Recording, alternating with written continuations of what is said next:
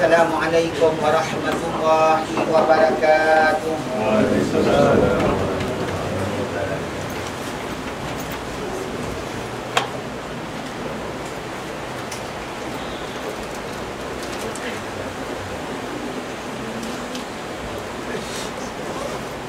Hadratil Habib Sayyidina Muhammadin sallallahu alaihi wa alihi wasallam. Al-Fatihah. Apa khabar antum semua baik? Alhamdulillah, Tuhan yang umur dalam keadaan kesihatan dan ibadah. Kembali semula kita dalam pengajian Tauhid. Surat 124.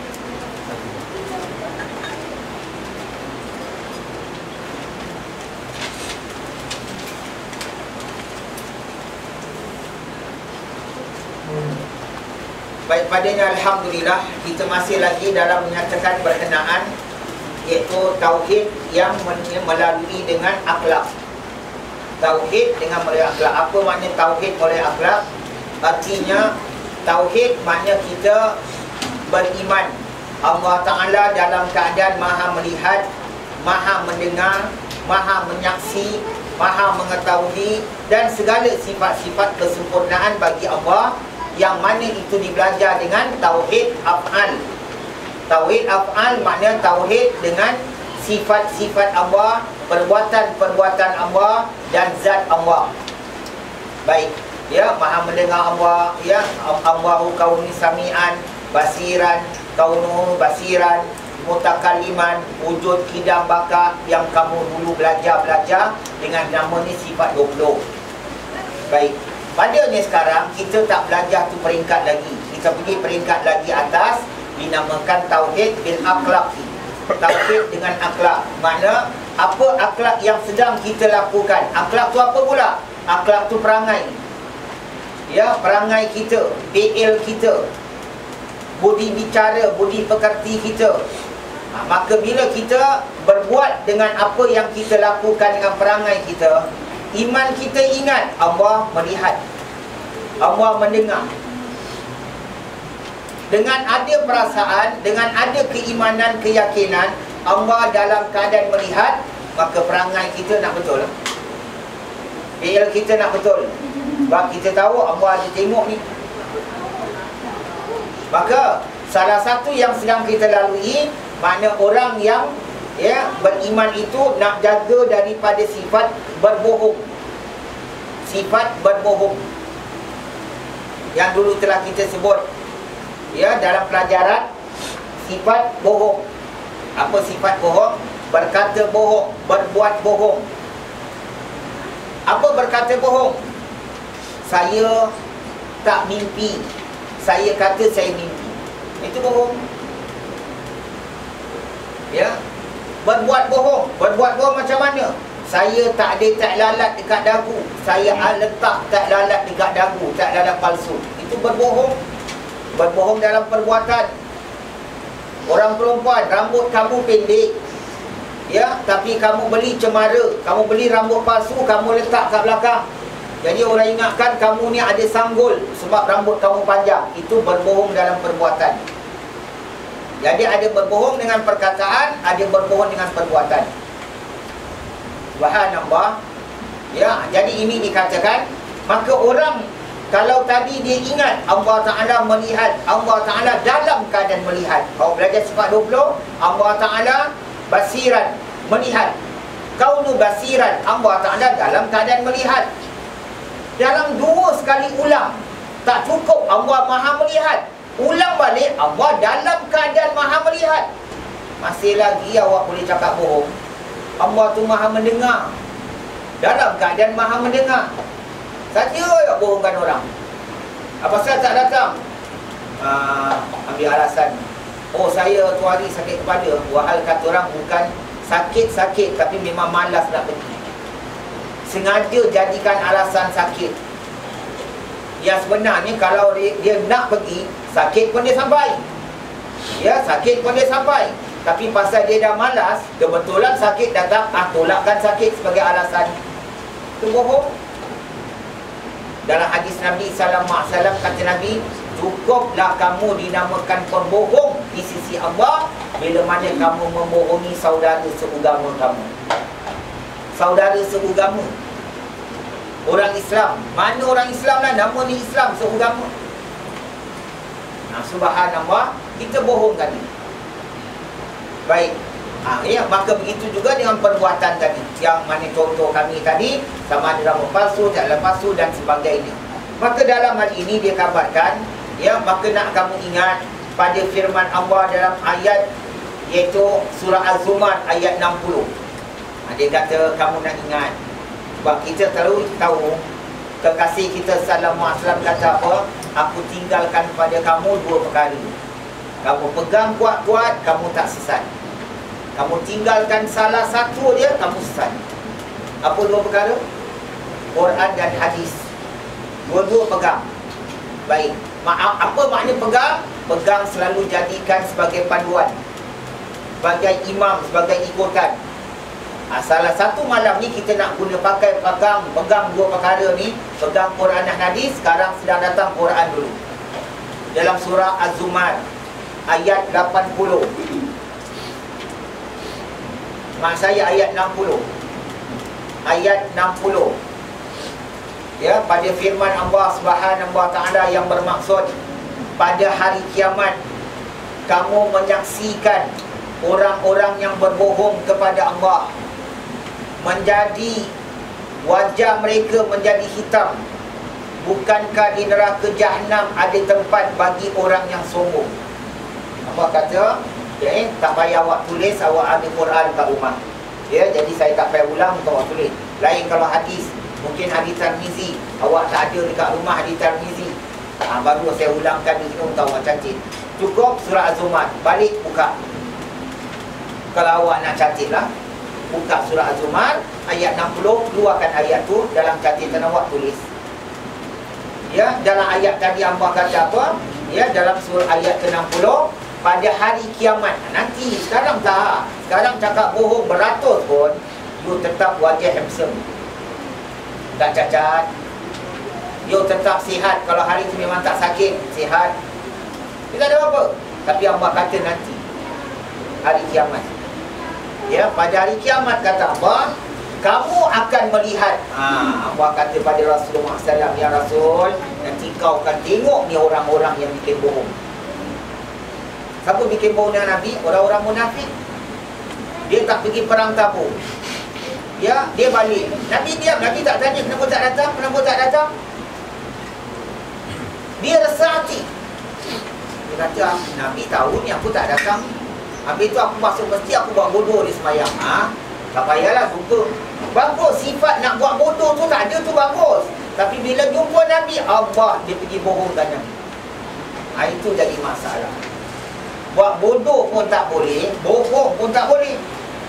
Contohlah macam kita belajar. Awak belajar di rumah Haji Hasan, moga-moga panjang umur beliau. Belajar. Awak tak datang. Hari awak datang, awak jumpa saya. Habis minta maaf, minggu lepas saya tak dapat datang. Jangan datang buat bodoh. Ya, lain dia saya dah tahu masalah dia. Ya, untuk kamu lain saya tahu masalah kamu. Yang lain memang saya tahu awak ni memang alhamdulillah, tapi ada hari apa memang dah dalam kehidupan ni awak ada urusan, ada ni. Bukan awak kata orang terikat nak belajar je tak boleh. Tapi sebagai ingat, jangan buat bodoh. Buat bodoh itulah sifat keburukan. Mazmumah, sifat keji. Kena cakap. Ya, jangan buat bodoh. Cakap jujur. Kalau awak cakap jujur, insya-Allah maksiat awak tak akan berkekalan. Apa makna cakap jujur maksiat tak berkekalan? Seorang sahabat, ya Rasul, saya terima Islam. Apa Islam cakap saya terima. Apa Islam suruh saya buat. Apa Islam larang semua saya tinggal kecuali satu. Nabi sallallahu alaihi wasallam tanya, apa yang satu kamu tak boleh tinggalkan? Ya Rasul, dia cakap, saya suka berzina. Itu saya tahu. Islam larang, haram berzina. Wala taqrabu zina. Jangan dekat dengan zina. Apa lagi buat zina? Dia kata yang ini saya tahu.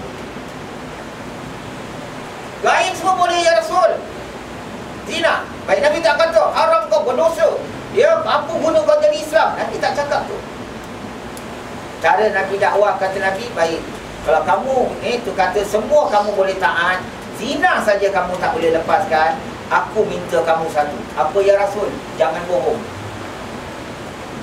Jangan bohong. Oh ya Rasul, tadi kan saya cakap semua saya boleh, zina aja. Kalau setakat jangan bohong, insya-Allah saya akan kata betul. Balik. Besok dia datang, Nabi tanya, semalam kat mana? Mak dia kena jawab. Perempuan mana, kampung mana, rumah mana? Ya Rasul, semalam saya di tempat simpolan begitu. Besok lagi dia datang, Nabi tanya, semalam pula kat mana? Malam saya dengan perempuan siapa. Esok datang hari yang ketiga, malam kamu ke mana? Jadi malu dia. Jadi malu nak cakap dengan Nabi benda kotor ni, Allah malu. Akhirnya dia nangis depan Nabi, dia kata, ya Rasul, kamu memang sebenar-benarnya Rasul Allah. Aku tak sanggup ya Rasulullah, hari-hari kalau kau tanya, aku duk cerita perempuan itu, perempuan ni, aku tak sanggup. Dengan nama Allah aku takkan zina lagi. Habis. Clear. Sebab itu kalau cakap jujur, maksiat berhenti. Maksiat berhenti. Tapi kalau awak cakap bohong, awak bela tu maksiat. Ya. Ustaz tak belajar. Saya sakit. Baik, percaya. Awak bohong. Awak malas, ya, nak pergi belajar. Dan kali tak datang, kenapa tak datang? Saya tu hari balik kerja lambat. Wahai datang, ada kat rumah. Semua hari tu ada Australia lawan Malaysia bola.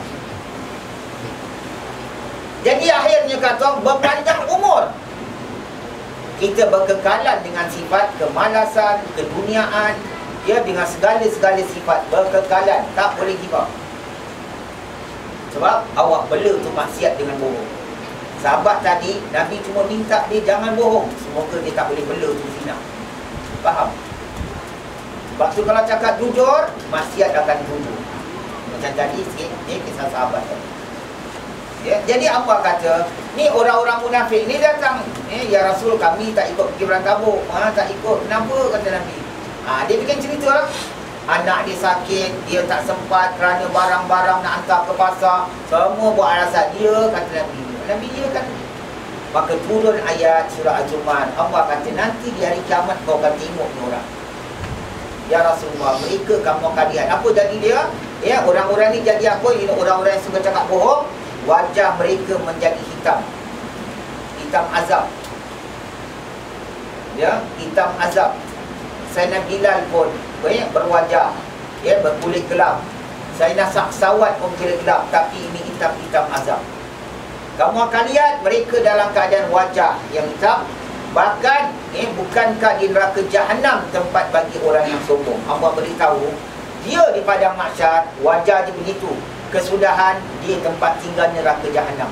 Dia tak masuk Hawiyah, dia tak masuk Jahim, dia tak masuk Sakar, dia tak masuk Utama, dia tak masuk Lazam, dia tak apa tu, dia Utama tu itu nama-nama neraka.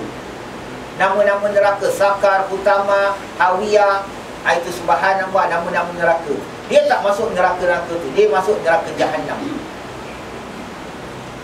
Kenapa? Cakap bohong. Dia ingat Allah tak dengar, dia ingat Allah tak nampak. Jadi kalau kita ingat, kita orang beriman, kita tahu tak ada tempat yang kita boleh berlindung daripada pendengaran Allah. Walau hati kita berbisik pun Allah dengar. Tak ada tempat yang kita boleh lari daripada penglihatan Allah. Dah, sudah betul. Kadang-kadang kita nak jaga saudara, kita bohong. Okey, saudara awak boleh buat apa kalau awak cakap jujur? Dia marah-marah, jangan Allah masukkan awak dalam neraka Jahannam dengan sebab awak nak jaga hati. Sebab kan kita dengan saudara mara ni kadang-kadang raya tak sempat pergi. Ya, nanti makcik telefon, kenapa tak hantar rumah aku? Tak cakap, nanti bilang kita ni tak sempat, dia marah. Kita pergi buat alasan je lah. Jangan lupa, tak ada bohong sunat. Ya, subhanallah. Baik, dia faham kat sini apa? Dan dengan inilah sampai mana dikabarkan pada kata musannif, wahai orang yang beriman, akan datang sebuah hari daripada hari kamu yang mana merasa tenang kerana kamu tidak berbohong. Dia kata apa? Wahai orang beriman, kalau kamu dekat dunia ni, cakap cukup jaga. Jangan cuba. Bukan makna saya tak ada bohong, awak pun tak ada bohong. Kita manusia, ada kala kita terjatuh. Tapi lekas istighfar, lekas minta ampun, lekas clear. Umpama awak tanya saya, Abid kenapa lambat? Wah, umpama ni tadi saya duduk makan kat sana. Ya, saya tercakap, oh tadi saya terlajaklah belajar, tak perasan time. Umpama. Ya, umpama. Wah, saya belum makan lagi tau. Tanya Raudi, kita belum makan kan? Subhanallah ya. Cacik asam belum makan. Kami berdua, yang lain pun dah makan. Baik, subhanallah. Ya, tapi saya kata umpama saya ni terlajak semua. Lepas tu saya sedar, astagfirullahaladzim. Balik rumah saya ingat, kenapalah aku pergi bohong dengan pelajar aku. Saya istighfar, minta ampun pada Allah. Minggu depan saya datang, saya kata, minta maaf, minggu lalu saya tercakap salah.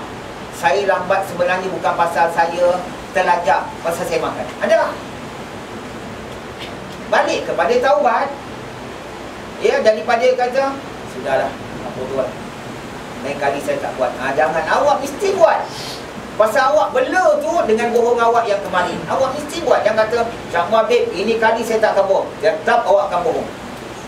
Balik pada taubat, baru nanti awak akan balik pada bohong. Selagi awak tak balik pada taubat, bohong tu akan berulang dalam hidup. Jadi dia kata, kalau kita jaga kejujuran, cakap jujur dalam semua jujur, alhamdulillah, hari-hari kamu nanti, hari kamu tenang. Selamat. Ya, apa yang mana selamat? Maka simak surah Al-Ma'idah ayat 119. Simak surah Al-Ma'idah 119. Allah beritahu dalam surah Al-Ma'idah ayat 119. Ya, itu dalam masuk ayat Bismillahirrahmanirrahim. Ini adalah hari yang kejujuran bermanfaat bagi mereka yang jujur. Allah kata, ini hari apa tu? Hari apa tu? Hari kiamat. Ini hari, kata Allah, ini hari kejujuran akan bermanfaat bagi mereka yang jujur. Siapa yang kejujuran kat dunia jujur, dia selalu cahid berkata jujur, hari ini hari yang dia akan selamat. Berapa lama tu? Bohong sana, bohong saudara, bohong guru, bohong jiran, bohong kawan, bohong majikan. Hidup jalan apa faedah? Satu ketua ni, sekarang kita lah umur kita umpama, ya, katalah macam budak-budak ni. Sarifah, apa ni, Rogaya. Masa kejam kelip dah jadi besar budak ni. Bertukar tahun, dah umur macam saya dengan Ismail, dengan Ijaman. Dah jadi umur tu. Akhirnya lagi berapa tahun, kita pergi. Betul Ismail? Habis. Ya, kita bohong dengan orang, apa faedah kita dapat? Kita akan dapat nanti. Yang tadi surah Al-Zumar ayat berapa? Ayat itu cerita ni. Tapi kalau kita, aku tak kisahlah, diorang nak marah aku ke, tak suka aku ke, aku cakap ni pun. Allah kata dalam surah Al-Ma'idah, hari ini siapa yang selalu jujur, dia akan selalu best. Tak dia tak lalat, jangan lupa. Kadang-kadang mak andam, dia nak letak tek lalat palsu, dia nak tambahkan kata orang rambut, pakai rambut palsu, beritahu mak andam dia tak nak. Tak boleh, awak ni tak ada, nanti tak cantik. Tak cantik tak apa. Saya tak nak saya atas pelamin orang nampak cantik, nanti saya susah. Di atas pelamin saya cantik, tapi di akhirat saya akan jadi orang yang dalam neraka, dalam hitam. Subhanallah. Itu iman. Selalu ingat, kita ada hari, ada satu alam lagi yang kita akan hidup, iaitu alam akhirat. Baik, ya, maka dikabarkan dalam hal inilah, ya, langsung Allah Subhanahu wa Ta'ala mengingatkan lagi dalam surah Al-Ahzab ayat 7 hingga 8. Ayat 7 hingga 8. Sebab tu saya kata semua yang Quran, awak cuma catat surah dan nombor ayat. Kalau awak rajin, balik buka Quran, tengok catat dalam buku tulis awak. Dalam firman Allah dalam surah Al-Ahzab ayat 7 hingga 8, Allah Ta'ala berfirman, Bismillahirrahmanirrahim. Ingatlah ketika kami mengambil perjanjian dari para nabi serta dirimu ya Rasulullah, dari Nuh, Ibrahim, Musa dan Isa putera Maryam. Kami telah mengambil perjanjian yang teguh dari mereka. supaya dia menanyakan kepada orang-orang yang jujur tentang kejujuran mereka. Allah kata, ingat, aku sudah buat perjanjian kepada semua Nabi termasuk dirimu ya Rasulullah. Dan Allah sebut sedikit daripada Nabi-Nabi punya nama. Wah, semua Nabi. Tapi tak payahlah Allah nak sebut A sampai Z. Sebab Nabi ada 124,000. 124,000 punya nama Allah nak sebut? Tak payah. Allah cuma sebut contoh dia.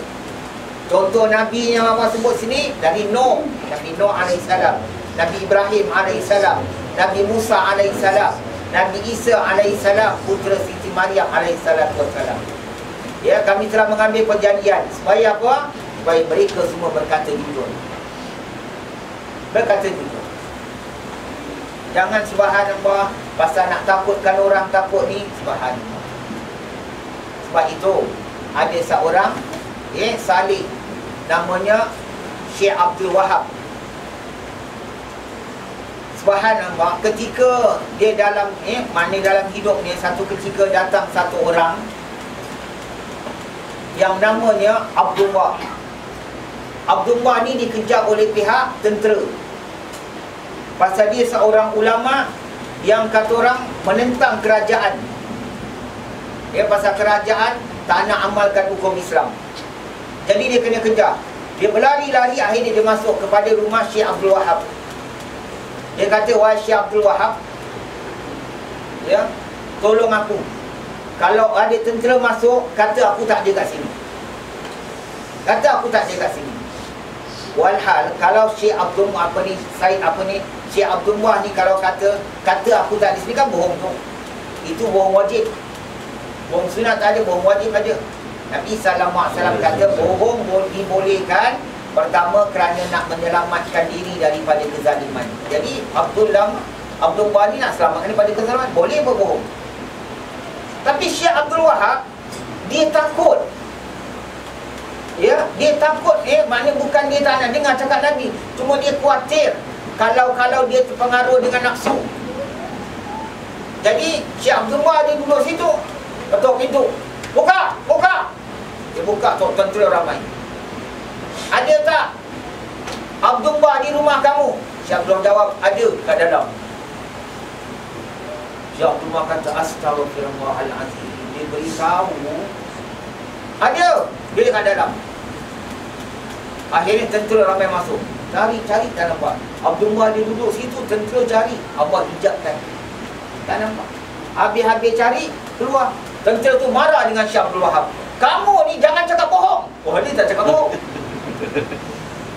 Ya, nanti kami hantar pada raja. Jangan cakap bohong. Dia terperanjat. Aku cakap betul pun salah. Ya, tentera jalan. Ya, maka dia kata, dia tengok Syekh Abdul Wahab tengah duduk. Syekh Abdul kata, wahai Syekh Abdul Wahab, kenapalah kamu buat macam ini? Kenapa kamu cakap apa ada kat sini? Kata, aku takut. Ya, aku terpengaruh dengan nafsu sehingga aku berkata bohong. Sebab itu aku takut sangat aku jumpa dengan Allah dengan dosa bohong. Sebab tu aku kata ada. Tapi dengan berkat aku punya takut tu, Allah dah hijabkan mata mereka daripada nampak kamu.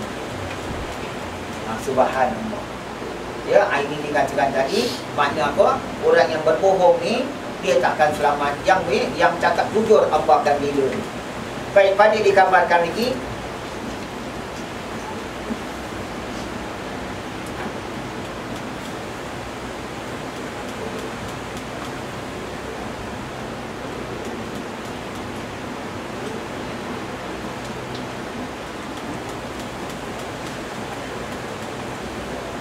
Dan padanya pula dikabarkan, ada pun kisah Nabi Ibrahim berbohong kepada Namrud. Maka itu bohong adalah untuk pendidikan. Kalau orang kata, Habib kata bohong, saya pernah terbaca, umpama orang cakap, dia pernah terbaca Nabi Ibrahim pernah berbohong pada Namrud. Bohong apa Nabi Ibrahim? Bila Namrud tanya, siapa yang pecahkan patung-patung dalam kuil ni? Nabi Ibrahim tak kata, aku. Nabi Ibrahim kata, tu patung yang besar. Kan tu bohong. Wah, Nabi Ibrahim yang pecah. Tu patung yang besar. Lebih-lebih patung tu di lehernya ada tergantung tapak. Dia agak turun dipecahkan lagi tu. Maka Namrud jadi marah. Langsung Namrud bakar Nabi Ibrahim AS dan Allah selamatkan Nabi Ibrahim AS. Tidak kata bohong.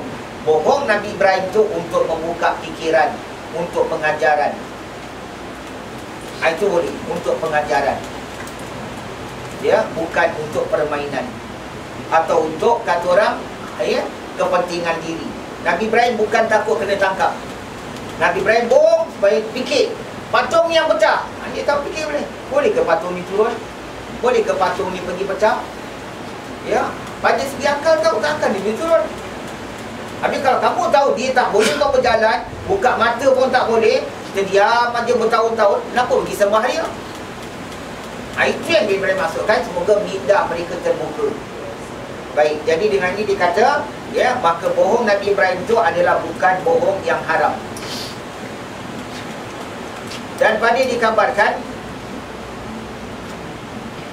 ya, sehingga mana dikatakan, dan jika orang yang berbohong itu banyak bohongnya, maka dosanya akan dia pandang seperti lalat yang hinggap di hidung. Kalau bohong dah terlalu banyak, bohong banyak bohong, awak lihat, nanti awak dah tak takut dosa. Tak takut. Jawab mak kasar pun tak ada apa-apa. Mak panggil, Iman, Iman, nantilah. Dah tak rasa apa-apa. Aja. Dia boleh semayang, dia tak rasa dosa. Dia buat apa pun salah, dia tak rasa satu perkara yang boleh menyebabkan dia jadi bingung hari itu. Ya, setidak-tidaknya, ataupun dia menangis, dia yang berpanjang hari. Kenapa dia tak begitu? Sebab bohong dah banyak. Bohong dah banyak, sebab tu jadi. Kenapa? Kerana sabda Nabi SAW, tanda orang munafik itu 3.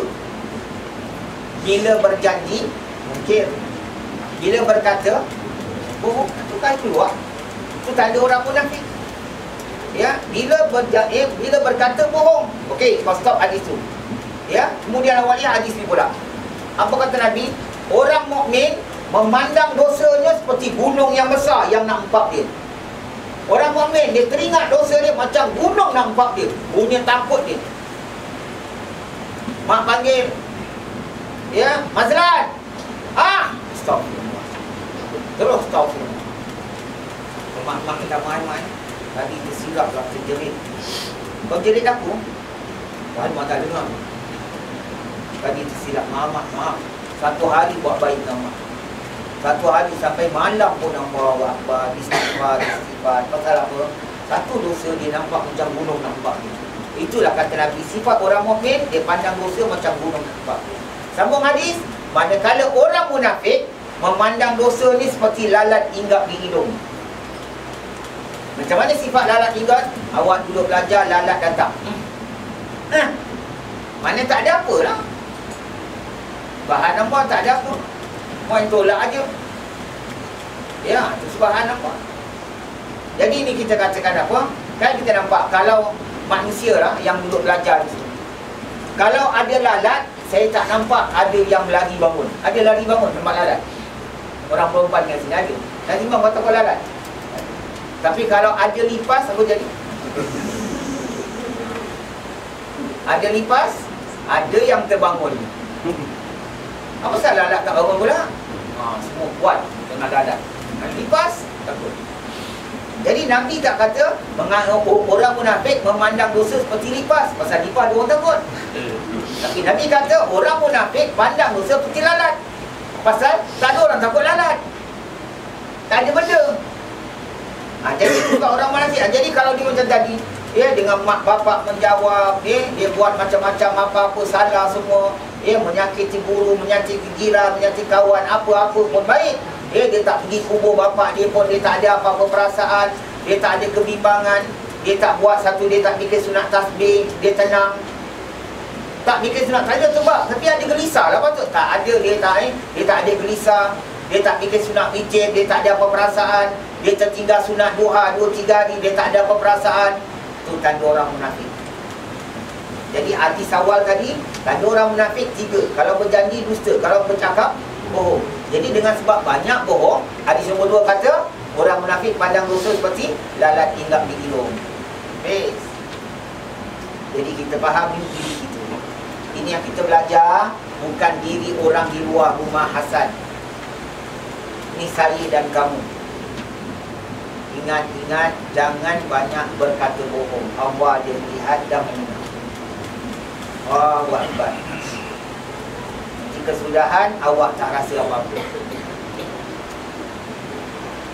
Ya, sedang jiran ternampak awak, ya, awak sedang berbual dengan orang perempuan, jiran ternampak, awak tak rasa apa-apa. Patut kita astagfirullah. Ya, janganlah fitnah tertib, ya Allah, tolong, ya Allah, janganlah fitnah tertib. Saya silap, ya Allah, saya pergi duduk berbual dengan perempuan tu dekat kedai kopi. Silap, ya Allah, tu silap saya, tolong, jangan fitnah tertib. Sepatutnya gitu. Tapi sebaliknya, kita berbual dengan perempuan, jiran nampak, kita buat bodoh. Besok kita ada orang dapat tahu, ni mulut si dia ni, aku ganyah mulut dia, kepo tepikan orang. Jagalah sendiri, laki sendiri. Dia marah orang pun. Dia tak tengok dia boleh salah. Dia bilang orang kepo kat dia. Pasal apa? Sifat kemunafikan dan berpunca daripada bohong. Subhanallah. Baik, dan pada dikabarkan sini,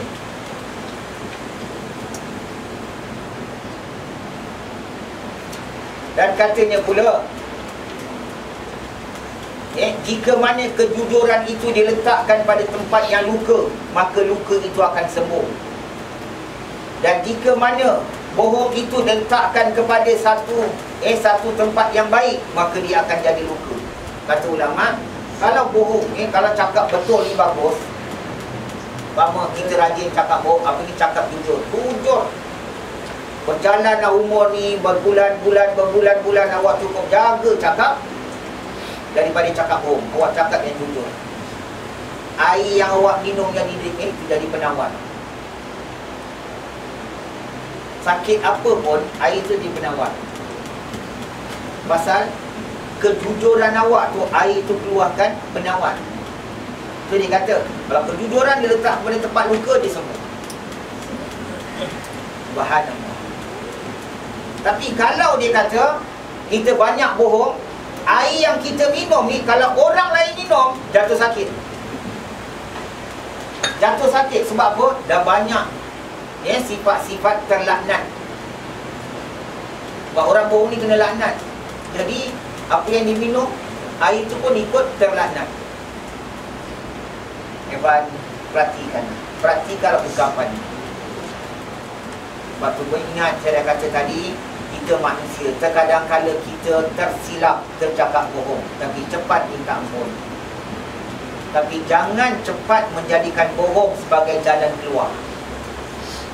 Apa-apa pun tembus bohong, cakap bohong. Jangan. Elak sebab baca sudah. Tak boleh cakap betul. Dan awak takut cakap bohong, jangan jawab. Apa sahaja tak datang, maafkan saya. Dah, maafkan saya. Habis.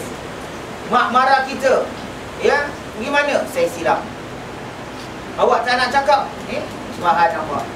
Mama Adam balik sekolah, lambat. Mak tanya pergi mana? Rupanya Adam dah ada matahari. Pasal dia tengok semua kakak kahwin, abang kahwin, nak tunggu Firdaus Ridwan Ridwan asyik main api dia bilang tak boleh ni, aku mesti rumah. Nak jawab, nanti Allahu Akbar. Mak marah, atuk pula, lagi marah. Mak Adam saya lambat. Maafkan saya, mak. Maafkan saya. Sebab cakap, kenapa lambat? Pergi sekolah, bohong pula. Cakap, jumpa girlfriend, habis pula. Bahan. Baik, berbalik-balik, tapi jangan kau buat.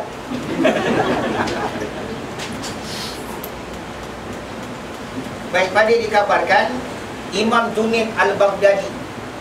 Kita sambung kat sini. Muka surat 131. 131. Wallahu a'lam bissawab.